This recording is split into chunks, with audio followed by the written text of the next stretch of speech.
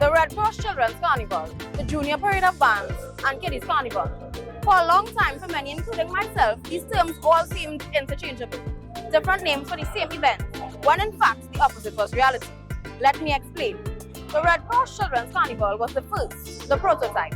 Originating in 1956, it was built to allow young creatives the chance to showcase their talent and express their creativity within the confines of our rich cosmopolitan culture, simultaneously facilitating a sustainable pipeline for the development and growth of our future generations of creatives, merging culture, creativity, design, and children.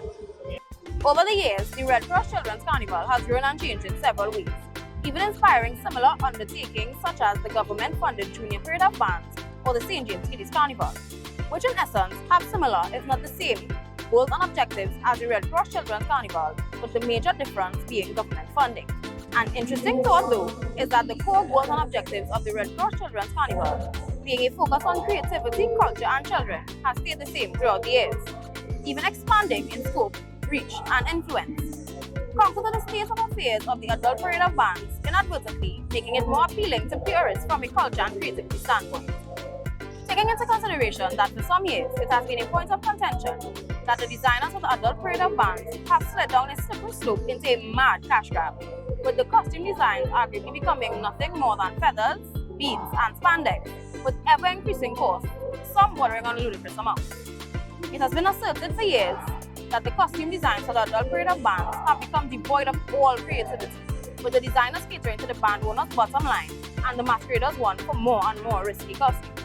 Although some debate that the risque and revealing costumes are nothing new and that traditions are certainly being kept, given that it is believed that the first Caribbean carnival originated in Trinidad and Tobago in the 1800s when French settlers brought the tradition of Fat Tuesday, aka Mardi Gras, with them. Mardi Gras within itself being deeply steeped in sexuality and eroticism.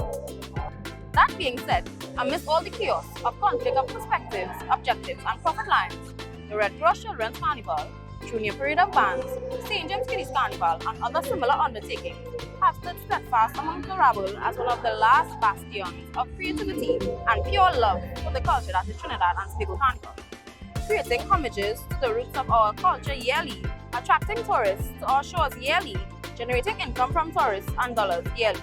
As aforementioned, these perspectives and points of view are arguable, meaning that there may be many who heartily disagree with these opinions, and they may well be right.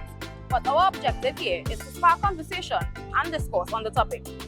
More so, to possibly highlight an aspect of our beloved carnival that we believe deserves and has earned the right to more exposure and possibly backing. Children in Carnival and Children's Carnival as an avenue for the expression of creativity and culture.